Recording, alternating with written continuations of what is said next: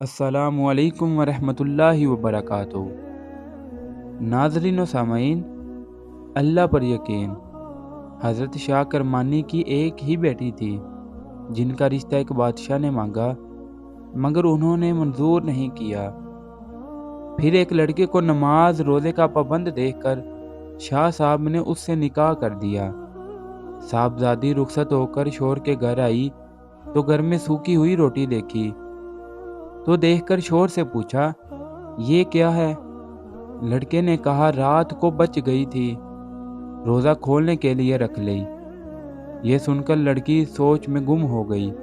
لڑکا بولا، میں پہلے ہی جانتا تھا ایک بادشاہ کی بیٹی میری غربت پر کیوں راضی ہوگی۔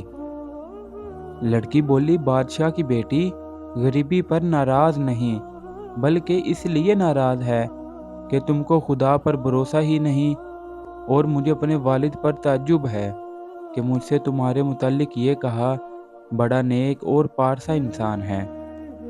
بھلا جس کو اللہ پر بھروسہ نہیں۔ نوجوان عرض کرنے لگا تو وہ کہنے لگی، عذر میں نہیں جانتی، یا تو میں گھر رہوں گی یا یہ روٹی۔